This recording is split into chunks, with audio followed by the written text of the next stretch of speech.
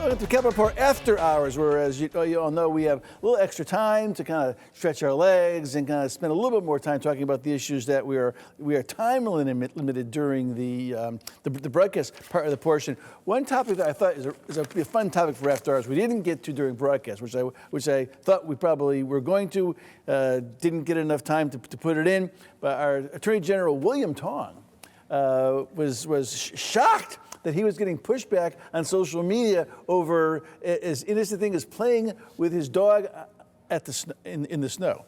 And he went to the cameras and he talked for quite a long time on this. Let's watch this first. I went to a march yesterday in West Hartford. I spoke at the march. And after we posted video of my remarks at the march, somebody wrote about me, somebody wrote, Renee Goodham. This is who we've become. 1 year later, this is the United States of America. And this is happening here in my home state of Connecticut. The president has turned us against each other. That is his essential skill. He is so good at it, turning all of us against each other, one American against another. We are more divided and more hateful than I have ever experienced in my lifetime. Well, Vinnie Candelora pushed back on that and said, well, it occurs to me, and I'll have the exact quote, that, that William Tong is constantly out there stoking the fires against the Trump administration. And so is he shocked that people are making complaints on social media and saying horrible things? I mean, they were making fun of his dog on there, and then he did his post on Facebook where he was curing salmon. He was curing salmon. And as one person said, is this your Sue Trump salmon? So you put yourself out there, this is what you're going to get. I mean, sadly, to me, we have sort of perpetually come the scarecrow from the Wizard of Oz, right? Everybody's pointing fingers at each other. Nobody really takes a step back to stop and actually do what they're saying people should do, right? This is across the board, this is happening. And it is really frustrating. I mean, there have been, whether it's the man that was killed in the assassination attempt on Donald Trump, right? There obviously, what happened in Minneapolis, I'm sure there's a million examples of this that I'm missing. There's too much political violence. And I've talked about this on your program. Sure. The politicians are the ones that are benefiting from the political unrest. They're the ones that are raising money into their campaign coffers off of this, and they're stoking the flames across the board, and the people that are being punished are the general public, right? I mean that's how I look at it. I've always said, when I decided to run for office, I was signing up for some things that it's just not fair.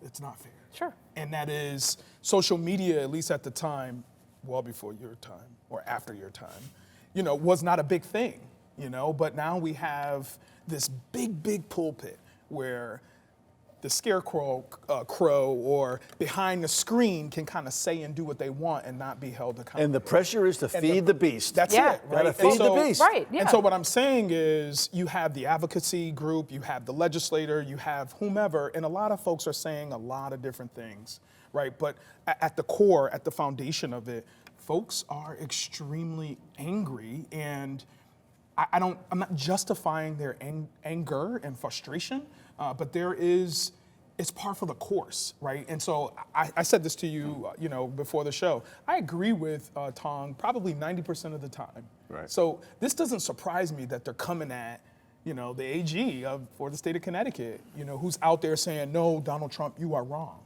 of which I agree with. But don't be surprised if now folks, as the kids would say, now they're clapping back on you because you said something that is just out of control. But they do it for a reason. Gino Auriemma went out there. We talked about this during the broadcasting. He complained about pizza. Sally's Pizza on Pepe's Pizza on social media. I got your back, coach. Right. Yeah. So it's all just this big game we're playing. Well, it's an outrage machine. Would it be if we saw a Tong fundraising letter based on that press conference, would you be surprised? Absolutely not. And, I'm almost getting a little misty as he's giving us his speech with the dramatic pauses and all of that. And listen, the things that were said about him were horrible. But social media is a cesspool. It's become a cesspool. It is. Right? And you say things to people on social media you would never say to their face. Ever. Never. They're all wusses. Every single one of them across the board. And if we weren't on TV, I'd probably use a different word. It's absolutely disgusting. It's Get digital. over It's it. digital. You see what Get it- over yourself. Say it. Say it. Say it with your chest. Say it with your chest. Say it with your chest. Look, the big issue for me is, I think I can say this, given what I've done in the past and how I really conducted myself most of the time during my political career. I did make mistakes, but I always wanted to hear the other side. Sure. And Vinnie Candelora, Themis Claridis, Larry Cafaro. I can go through the years, Len Fasano. We'd sit and have real substantive conversations. We may not get there, but I heard them. They heard me. Sometimes we could strike the balance in the middle. I think a lot of what's happening in social media, the cesspool that it is pushing everybody into their corners to where if you're not with me, I hate you, you're 100%. against me. If you're not standing up for what I believe in, you're wrong and you shouldn't even live in this country. And then you get the death threats, and whether it's Charlie Kirk, go through the list of anybody who's lost their life or been injured, the January 6th police officers. It's wrong. Enough. Right. Stop. But it's a double-edged sword. If you're going to put yourself out there and do everything, we don't need, listen, I love the fostering dogs. I love the whole thing. But you don't need to show yourself romping in the snow with your dog as the Attorney General. Well, you don't need to do that. It's fun. But perhaps he's humanizing himself. He was following Speaker Ritter's advice. The only Facebook post would be you and your you dog. and your dog. So, There you go, right? Okay. But it doesn't help that our leader, we talked about this, our president, right, says any and everything that he so chooses whenever he wants. And it's so, if you're sitting at your computer, you're like, well, if the president can do it, why the hell can't I do it? And it's unacceptable. There were over 300 comments on cured salmon. And know. and a lot of those were incredibly xenophobic. It's horrible stuff they're writing about curing salmon. It's bad. Ned Lamont's holiday little, I don't know what you call it, Instagram, YouTube reel, Facebook reel, whatever it was. Same thing, Tom. I scrolled through just to look. Yeah, and it it's was bad. vicious, Horrible. terrible comments. Horrible. Never read Horrible. the comments. When I was Never running- read the comments. And people would reach out to me on that. I would give them my home address. If you want to talk, you got enough courage to come talk to me the way you're talking, come to my house. We can have a discussion. Yeah, But I think star recommendation. No. It is born, though, from this total polarization, right? So either you are with me, like you said, either you're with me or you're not. And I can say something even marginally against Trump during the course of the show, and I will get flooded with negative, nasty It happens emails to me when I'm all on the his time. show all the time. It's Yeah. like it's I can't wait to get it. But Lee, to that point, how many times have we disagreed on this show? We've got up and before we leave, we give each other a big course. handshake and said, "Great, it was great Of to have you course. on again." Wait, that's people are so Got McGee, weak. the favorite of the Yankee Institute. I know. I can't believe that it. was You're actually- such a fan. People have we're become gonna- so we're gonna- weak we're gonna that they take- can't stand to have somebody say anything that may challenge them. It's We're going ridiculous. to take a quick break. We'll get the topic, too. We got more on the Doug McCrory stuff going on at the state capitol. We'll just take a quick break, come back and do that. Okay. All right, we're back on Capitol Report After Hours. Had a rousing conversation during that first block on William Tong and social media and pretty much the cesspool it all is. And it seems like we're never far from some kind of scandal or some issue at the Capitol where we're talking about whether it's Casas Diamantes or there's always something going on. And now it's Doug McCrory. We have some sound to play off of. Watch this. Making sure going forward, we issued an EO just the other day, making sure that money goes to one of these not-for-profits. It can't be recycled to another one. Subcontracting, who we lose control over that. We're going to be strict on this. I hope the state Senate is as well. I believe there needs to be due process. There is still an investigation. We need to see what happens with this investigation and have all of the information. Trying to make decisions now without all of the information is irresponsible.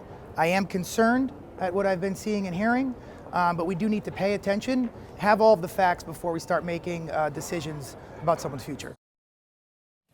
So we're going to start on this, guys. We touched upon it on the broadcast show. We didn't have a lot of time to delve into this, but Joe made a couple of good points. Is that like pretty much that's what lawmakers do? They try to bring home the goods to their nonprofits in their district. What was it? Bring home the bacon, right? Bring home the bacon, right? And every 2 years, whether you're Republican or Democrat, you send out to the mailing to the constituent as part of your campaign. Which they should And do then anymore. at the end of the session, mailers of what you did for your district. Yeah. Right? Whether it's help to the municipality to build a ball field, whether it's, I helped build a senior center in Southington. I helped Bread for Life build a place to where they're actually feeding folks that need meals. Yeah. Those are things I'm proud of. And yes, I worked incredibly hard. And yes, I helped others get projects for themselves to help me get my projects. It's all about the collaborative machine. So the process cannot be judged. They're doing their job.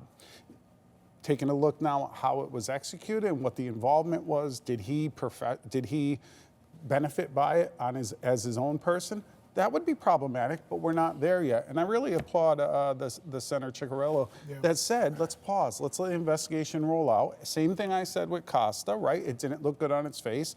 Let's see where it ends up. And then it became clear, and then justice was served. I don't know that we do anything to get away from that cesspool that we talked about. If once these things come to light, we immediately jump to conclusions. But, we talked about it, Tom, and we should spend some more time talking about it. At the federal level, Democrats were very critical of the Trump administration when they removed inspector generals. But here in Connecticut, we don't have it. And it's been a long time coming. And I know Governor Rell fixed a lot of things, but some of those things have been weakened over the years. Auditors aren't going to do enough. They have no enforcement. No enforcement. They take a long time to basically audit stuff. They come out and they put a press release out, and then there it sits. And then it sits with the there hope that on the a legislature or somebody would do something based on their recommendations. On a shelf, I will say right? this though, literally leading a state agency when these audits are released. There are recommendations that come of an audit that then should be. The legislature got rid of program review. It should be. But I'm saying as They're one who's bringing leading it back. an agency, having gone through audits, there are major takeaways that we incorporated in our internal controls to ensure strict oversight. They should be. There is absolutely no mechanism to ensure that anything that's recommended or that's flagged in an audit goes and is actually changed. And to your point, yes, Governor Rell did a tremendous amount of work to restore faith and trust in state government. And frankly, Dan Malloy took a hatchet to that, and he gutted Seek. Ned Lamont has largely not done enough to bring it back to its rightful place. And I think, first, Chick is right. We need to sort of take a pause and see what happens. But there are still, sorry, Senator Ciccarello. There are still, hey, Chick, what's going on? There's still plenty of things that can be done in the meantime. An inspector general, reinstituting the follow-up on these audits. We have the new committee in the legislature that can do something with that. I mean, there are a lot of things that can and which is should be controlled by done. the Democratic majority. Which already has said they're not going to do anything to look at a lot of things. Why wouldn't you want complete oversight? Why wouldn't you want every penny accounted for? I wouldn't want that pressure if I were you. If I'm a state representative or senator, I don't want that pressure on me that somebody comes and says, well, where did this money go? Where did that money? I want that out. Because right now, you know what the perception is you're out on the corner with a bag with a $sign on it, and you're giving money to your pals. We're hemorrhaging. Shocked to find that gambling is going on there. Oh yeah, exactly. Yeah, exactly. And I think that hurts, and I understand your point. But at some level, for us, and this situation is very unique, so I'm not trying to capture this. Yeah. But let's just pick an organization. It's Joe and Brendan's nonprofit. They come to you, they lay out a really bullet-pointed program of how they're going to benefit your district and what they're going to do. And you give them the money. In year one, which typically the legislature does, you sit down and, okay, let's show us how year one went. Right. And then year two, because it's a biennium budget, you're getting ready for a new budget. You got to come I need to understand your impact. Okay, let's see the impact. At times, year 3, 4, 5, 6, 7, it gets a little less intensive. I know Tony Walker and Senator Austin really try to do a good job, but at some point you just, hey, it's Joe and Brendan. They've been doing a great job for 4 years. Yeah. A new CEO comes in, something changes, the money goes astray. But to that point, the auditors, the Inspector General, and the GAE Subcommittee of Government Oversight, they all have to work together. There has to be A, find out what they're doing with it. B, are we going to change laws to prevent it? And C, to Liz's point, the enforcement. So it's not going to. I can't believe we're talking about the Inspector General without McKinney here. I know, Right? it's That's a bummer. amazing. But what's the beer, Joe? Why don't people want that? It seems to be like an easy thing to do. Okay, let's go ahead and do that. Give them some staff. Because it's oversight, and they don't want oversight. Well, I don't know that it's just oversight and they don't want oversight. I think, you're always afraid of what you don't know. And given who the person is, I think there you go. there is, what's the makeup? Is it going to be 2 people? Is it going to be a partisan office? Is it going to be a partisan but not called nonpartisan? Is it going to be what we're seeing at the federal level, which is really weaponizing some of the agencies to a point to where it's now another political tool? I think those were the initial fears. But given the way we've governed in the state of Connecticut, and I always go to Vinny and Matt as leaders and Marty Looney as a longtime institutionalist, I think it's time, and we can figure it out. We're smart people. McKinney wrote the bill, Yeah. dusted off. Vinny has Put it proposed through the bill. ChatGPT again. Exactly. Refresh it a little bit. Vinny has put his version of that bill. And there are documents that are there that can serve to tee this up. And Tom, you brought up SEEK. What's interesting is, to your point about accounting for every dime, SEEK requires that you do that. If you're running State Elections Enforcement Commission for everybody at home, you have to. When you file, you have to account for every penny. Every dime. Ask a treasurer. It's like the worst job in politics.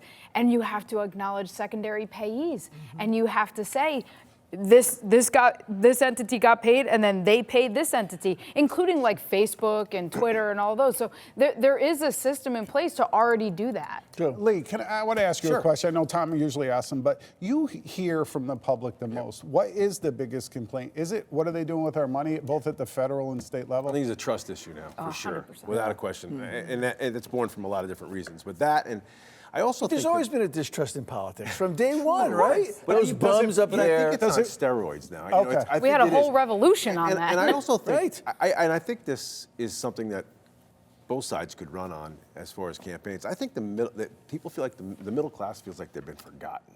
Right, so you cater to the ultra rich, and there's a certain catering to the poor and the middle class who seemingly get stepped on both ways. I think there's a big part of that too, and I don't know if that necessarily answers your question. No, but I do think it's a trust issue for sure. And all the polling shows that too, right? Yeah. I mean, it's not just, I think people would feel better about paying these exorbitant taxes if they felt better about how Where their it was money going, was spent. I know I had a community forum one time, and somebody got up and complained about the entitlements. And I said, okay, what are we talking about exactly? And they're like, any money that takes federal or state money and gives it to people that don't deserve it. And I said, okay, I understand your argument, and are you talking about food? And they said food stamps and reticences. I said, okay, but what about Medicaid and Medicare? I've gone to these estate planning seminars, and you talk about how getting assets out of your mom or dad's name 5 years before they go into the nursing home, so they'll be eligible for that care, which I agree with. They're like, that's an entitlement. All right, guys. More talk on this one. We're going to handicap the 20. We're going to handicap the 26 legislative map in Connecticut. When we get back, don't go away. It's already over.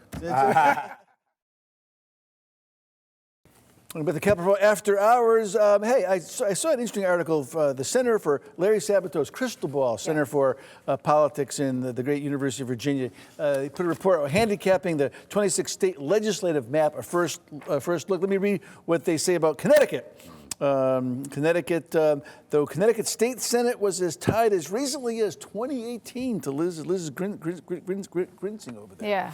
Democrats now have a large margins in both chambers, thanks to the rise of Trump, who once turned what was along the coast from Republicans to Democrat. Governor Ned Lamont has governed in a moderate fashion, and he's seeking a third term in 2026. The state's financial position is its best it's been in years, which should help assure continued Democratic control. And here's the kicker. Democrats could even pick up a handful of seats in the Senate. Guys, do the Democrats want more seats in the Senate? I'm sure they don't. But I'll also say this. If you go back to 2018, then you have Put that on a campaign press release for the governor, huh? I'm trying not to. A redistricting year. Of course, the majority Democrats are going to draw a favorable map for themselves Absolutely. to avoid being in an 18-18 split, right? I mean, that with great power comes great opportunity. So I'm not surprised by the fact that the map is back in a place where Democrats are now well into the super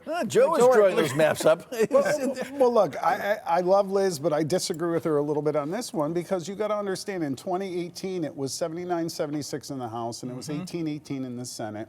In how we do our redistricting, not those stories of Texas and California. No, we do a work together. bipartisan commission. Yeah. Is there horse trading? Is there moving some lines both work ways? together. Yes, but it's based upon the makeup, Jan. and that was one of the closest times we were in history as we started that process. Democrats have continued to gain numbers, right? And Tom, you mentioned, does the Senate want to pick up seats? Does the House want to pick up seats? No. I'll say honestly, as They Speaker, don't. I did not want a supermajority because my own caucus really then, in portions of, have the majority of the votes to pass a lot of things. It neutralizes the governor's ability at the table because they just say, oh, look, my caucus wants this and we'll roll you if you don't get there. Here's one thing, too, to think about, and I was running independent expenditures back then, which we won't have to go into another week in a row, but in those times, in the forces of good and bad, we had Dan Malloy to sort of use as the prickly porcupine piñata there. We don't have that, right? And so it really does present a challenge for the minority party in the state, the challenge party in the state, because you don't have the bad guy, right? You have to be really artful and thoughtful about how you prosecute that case because you're going to spend a lot of time and a lot of money trying to make people not like Ned Lamont, and they do. So you need to find another way to go about the this. Republicans have the bad guy. That's the problem right now. You said it. 100%. I said it. No, they do. Don't say it. No, guys, whether it's right, Republicans do or have the wrong, guys, here's- they do. You have to navigate. Right, guys, here's the other question. Great story. I saw that New England Patriots wide receiver D'Addario Douglas went to Avery Soda. I guess he wanted his own soda flavor, so he reached out, or his publicist reached out to him. He went to the hardware city and he got his own soda. He did. I loved It's it. strawberry cream. That is gross. So here's the out question, guys. The Brandon McGee, Yes. Avery's with your little beard there, little, American flag in the back, right? Maybe marijuana.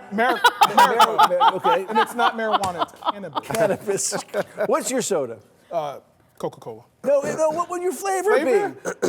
I went to you and said. Root beer. Okay, so Brandon McGee's root beer. Okay, Joe McGee. Simwitz. I actually had my own soda. You did? I wanted cream soda, but they gave me blue raspberry. Okay.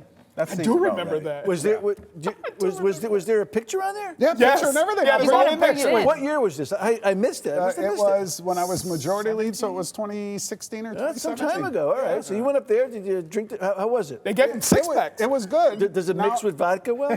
Everything mixes well with vodka. All right. What's the Liz Except milk. Karanowitz's soda? Obviously, it's got to be a diet soda, like just a giant cola. I'm not sure. I'm not right? sure. They Nothing probably sour. Oh! And what would you Well, want? it definitely wouldn't be sweet. What would you want at the label? Oh, it's a sour soda. It's got to be 100%. Gotta be sour. Yeah, it's something Okay. angry. Okay, and the great Lee Elsey, the voice of freedom, an eagle in the background. Gotta be an eagle. soaring. I think it's red, A right, screaming root beer, eagle, something like for that. sure. Red, pour it out. Perfect. Perfect. Is it Oh! I tried to get it on the low. I tried to get it on, but no one was looking. that was a premature beer? toss. What flavor? Root beer. Red Yeah, root beer. Red, beer, you're right. saying red, yeah. All right, How about right. an old classic like sarsaparilla? Right, sarsaparilla? All right. Say that's- it again. With my spurs on. Yeah, it's well, Sarsaparilla. I don't know. you don't know? I mean, hard hitting New Britain. We love Yeah, to that's see it. right. Right. And hats off to Larry Pemberton, made history, first Native American member of the state legislature. Also, Good for go Larry. Pats, Drake May. Go Broncos. Let's go. Oh, sorry. Did Right. you say that All out right. loud, Broncos? Pats. Right. Drake, You can May, go for May. Broncos. Huh?